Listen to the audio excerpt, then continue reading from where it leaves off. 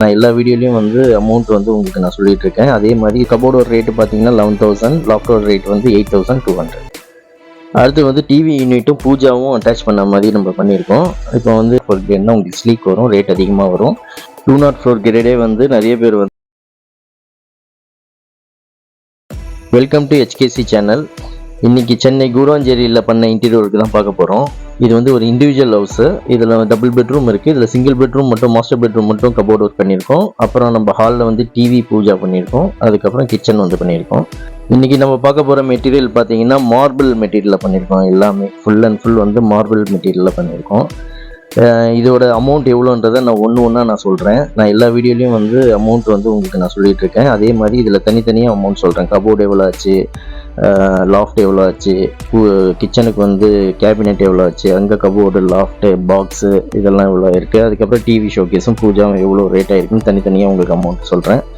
இப்போ நான் சொல்ல போகிற ரேட்டு பார்த்தீங்கன்னா இது சென்னையில் பண்ணுற ரேட்டு. நம்ம வெளியூர் வந்து பண்ணும்போது ரேட்டு மாறும். நான் எல்லா வீடியோவும் சொல்கிற மாதிரி தான் வெளியூர் வந்து பண்ணும்போது ரேட்டு வந்து கண்டிப்பாக மாறும். அதே மாதிரி இது வந்து ஒரே ஒரு கபோர்டு பண்ணுங்கள், ஒரே ஒரு லாஃப்ட் பண்ணுங்கன்னா நம்ம இந்த ரேட்டில் பண்ண முடியாது. அதுவும் வந்து உங்களுக்கு ரேட் வந்து சேஞ்ச் ஆகும். அதே மாதிரி நிறைய பேர் வந்து ஒர்க்கு எப்போ ஸ்டார்ட் பண்ணுறதுன்னு தெரியாமல் வீடு ஸ்டார்ட் பண்ணும் போதே வந்து கூப்பிட்றாங்க. நான் ஒன்றா தெளிவாக சொல்கிறேன், உங்கள் வீடியோக்குள்ளே போகலாம். ஃபஸ்ட்டு வந்து கிச்சன் பார்க்கலாம். இந்த கலர் பார்த்தீங்கன்னா சந்தன் கலர், மார்பிளில் வந்து சந்தன் கலர் வந்து நம்ம கிச்சன் ஃபுல்லாக போட்டிருக்கோம். கிச்சனில் வந்து 3 ட்ராலி போட்டிருக்கோம். அது எல்லா இடத்துலையும் நீங்கள் பார்த்துருப்பீங்க. Cutlery, plane plate. இது வந்து 15க்கு 20. இது வந்து 204 கிரேடு தான், 304 கிரேட் கிடையாது. 304 கிரேட்னா உங்களுக்கு ஸ்லீக் வரும், ரேட் அதிகமாக வரும். 204 கிரேடே வந்து நிறைய பேர் வந்து கரெக்டாக மெயின்டெனன்ஸ் பண்ணி துருப்பிடிக்காமல் வச்சுருக்காங்க. அது வந்து நீங்கள் ரப்பர் ஷீட் போட்டு ஈரம் இல்லாமல் நீங்கள் வந்து பாத்திரம் அதில் அடிக்கினீங்கன்னா உங்களுக்கு வந்து மோஸ்ட்லி துருப்பிடிக்காது. அதனால் 204 கிரேடே போடலாம். அதுலேயும் கம்பெனி இருக்குது. அந்த மாதிரி கம்பெனிஸ் பார்த்து போட்டிங்கன்னா நல்லாயிருக்கும். இதில் பார்த்தீங்கன்னா கபோர்டு வந்து நம்ம வந்து 6 டோர் போட்டிருக்கோம். மேலே 3 டோர், கீழே வந்து 3 டோர் போட்டிருக்கோம். மேலே லாஃப்ட் பார்த்தீங்கன்னா எல் டைப்பில் வந்து லாஃப்ட் வந்து போட்டிருக்கோம். இதில் லாஃப்ட் வந்து அடிக்கடி நம்ம வந்து ஓப்பன் பண்ண மாட்டோம். அதனால் வந்து லோ பட்ஜெட்டில் போட்டுட்டு கீழே வந்து நம்ம கொஞ்சம் ஹெவியாக போட்டுக்கலாம்னு நிறைய பேர் சொல்கிறாங்க. அது மாதிரி போட்டிங்கன்னா ஃபினிஷிங் வந்து வராது. இதில் பாருங்கள், நீங்கள் எது போடுறீங்களோ, சப்போஸ் லோ பட்ஜெட் மேலே போட்டிங்கன்னா கீழேயும் அதே லோ பட்ஜெட் போடணும். அப்போ தான் கலர் வந்து ஃபினிஷிங் வரும் உங்களுக்கு. அது மாதிரி பாக்ஸ் பண்ணியிருக்கோம். இதில் வந்து பிளெயின் கிளாஸ் வேணும்னு சொல்லி கஸ்டமர் கேட்டனால பிளெயின் கிளாஸ் வச்சுருக்கோம். இல்லைனா நார்மல் நம்ம செக்குடு தான் போட்டிருக்கோம். இந்த கிச்சனுக்கு எவ்வளோ அமௌண்ட் ஆகிருக்குன்றதை பார்க்கலாம். ஃபஸ்ட்டு வந்து கிச்சன் கீழே இந்த கேபினெட்டு, அப்புறம் இந்த SS ட்ராயர் வருது இல்லையா, அது 3 சேர்த்து 18,420 ரூபா வருது. கபோர்டு வந்து 9,425, லாஃப்ட் 8,500, வால் பாக்ஸ், அந்த பாக்ஸ் வந்து 7,800 வருது. இப்போ இந்த கிச்சனோட ஃபுல் அமௌண்ட் பார்த்தீங்கன்னா 44,145 ருபீஸ் வருது.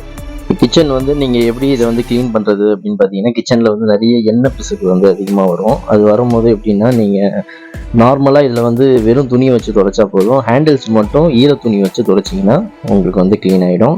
இதில் வந்து மெயின்டெனன்ஸ் வந்து 0%. நீங்கள் வந்து ரொம்ப அதுக்கு வந்து மெயின்டெனன்ஸ் பண்ணணும்னு அவசியம் இல்லை. வெறும் துணியை வச்சு நீங்கள் துடைச்சாலே உங்களுக்கு வந்து அழுக்கு வந்து PVCயில் நிற்காது. அதுவும் இந்த மாதிரி மார்பிள் மெட்டீரியலில் உங்களுக்கு அழுக்கு வந்து நிற்காது, கிளாசி மெட்டீரியல். அடுத்தது வந்து மாஸ்டர் பெட்ரூம் பார்க்கலாம். இதில் பார்த்தீங்கன்னா 6 ஃபீட் வந்து வித் ஹைட் வந்து 7 ஃபீட்டில் வந்து கபோர்ட் இருக்குது. இதில் 4 டோர் போட்டிருக்கோம். டபுள் டோர் போட்டுட்டு அதில் வந்து ஒரு மிரர் ஒன்று வச்சுருக்கோம்.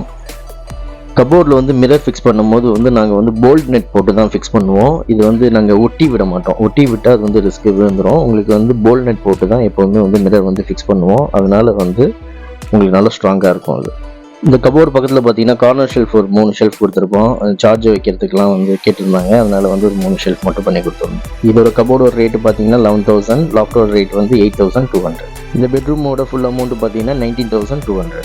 இந்த கலர் நேம் பார்த்தீங்கன்னா கோல்டு அண்ட் ஐவரியில் பண்ணியிருக்கோம். இந்த மார்பிள் மெட்டீரியலில் பார்த்தீங்கன்னா நம்ம வந்து கலர் காம்பினேஷன் கொடுக்கணும்னா இந்த கோல்டு அண்ட் ஐவரி, அதுக்கப்புறம் சில்வர் அண்ட் ஒயிட், இந்த 2 மட்டும்தான் நம்ம வந்து டபுள் கலராக போட முடியும். மற்றதெல்லாம் சிங்கிள் கலராக தான் போட முடியும். நீங்கள் பெட்ரூம் கபோர்டு எப்படி மெயின்டைன் பண்ணணும்னா, கபோர்டில் வந்து ஸ்டஃப் பண்ணி துணி வைக்காதீங்க, வெளியில் துணி வர மாதிரி வைக்காதீங்க, வச்சு க்ளோஸ் பண்ணாதீங்க. அது வந்து மேக்னெட் இருக்கும். அதனால் நீங்கள் வந்து ஸ்டஃப் பண்ணிவிட்டு போட்டு அழுத்தி க்ளோஸ் பண்ணிங்கன்னா உங்களுக்கு போக போக டோர் வந்து ப்ராப்ளம் வர ஆரம்பிச்சிடும். அது வந்து ஃப்ரீயாக வந்து மேக்னெட்டில் போய் உங்களுக்கு வந்து க்ளோஸ் ஆகணும். அது மாதிரி வந்து பார்த்துக்கோங்க. பெட்ரூமில் கபோர்ட்ஸ் மட்டும் இந்த மாதிரி வந்து நீங்கள் பார்த்துக்கிட்டிங்கன்னா உங்களுக்கு ரொம்ப நாள் வரும். அடுத்து வந்து டிவி யூனிட்டும் பூஜாவும் அட்டாச் பண்ண மாதிரி நம்ம பண்ணியிருக்கோம். இப்போ வந்து டிவி யூனிட்டில் பார்த்தீங்கன்னா ஃபஸ்ட்டு கிளாஸ் டோர் போட்டிருக்கோம். அதில் வந்து முள்ள வந்து 3 ஷெல்ஃப் கொடுத்துருக்கோம். கீழே பார்த்தீங்கன்னா நம்ம வந்து ஒரு டோர் உள்ள ஷெல்ஃபு, அது பக்கத்தில் வந்து ஸ்லைடிங் கிளாஸு, அதில் வந்து நம்ம செட்டப் பாக்ஸ்லாம் வச்சுக்கலாம். க்ளோஸ் பண்ணிகிட்டே வந்து உங்களுக்கு சென்சார் வந்து ஒர்க் ஆகும். இந்த மாடல் பார்த்தீங்கன்னா நம்ம வீடியோவில் நிறைய டிவி ஷோகேஸ் இப்படி தான் பண்ணியிருப்போம். கீழே பாக்ஸு அதே டைப்பில் தான் இங்கே பண்ணியிருக்கோம். அது மேலே பார்த்தீங்கன்னா ஸ்பாட் லைட் கொடுத்துருக்கோம். பின்னாடி வந்து வால் பேனலிங் கொடுத்துருக்கோம்.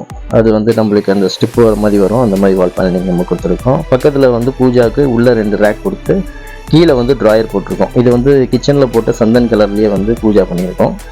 இப்போ இதோட அமௌண்ட் எவ்வளோன்றது பார்க்கலாம். இந்த பூஜா யூனிட்டும் டிவியும் சேர்த்து 47,830 rupees ஆயிருக்கு. இப்போ நம்ம பார்த்த இந்த இன்டீரியர் ஒர்க்கோட ஃபுல் அமௌண்ட் பார்த்தீங்கன்னா 1,11,000 கிட்ட வந்திருக்கு. மொத்தம் இந்த வீட்டோட அமௌண்ட் வந்து 1,11,000. நிறைய பேர் ஃபோன்லேயே வந்து எவ்வளோ வரும் அப்படின்னு சொல்லிட்டு கேட்டுட்ருக்காங்க. நான் ஒன்று தெளிவாக சொல்லும் போதும் அவங்க திருப்பியும் ஃபோன்லேயே வந்து எனக்கு எவ்வளோ ஆகும், 3 BHK எவ்வளோ ஆகும், எனக்கு கிச்சன் வந்து 10/10 இருக்குது, இதுக்கு எவ்வளோ ஆகும் அப்படின்னு சொல்லி கேட்குறாங்க. அப்படி சொல்ல முடியாது, ரொம்ப கஷ்டம் பிவிசியை பொறுத்த வரைக்கும்.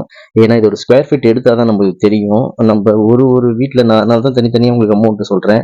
இப்போ சில வீட்டில் பார்த்தீங்கன்னா 7x4 தான் கபோர்ட் இருக்கும், அது 28 ஸ்கொயர் ஃபீட் வரும், அது ரேட்டு கம்மியாக இருக்கும். இப்போ நீங்கள் இந்த வீடியோவில் பார்த்தது வந்து 6x7 இருக்குது கபோர்டு.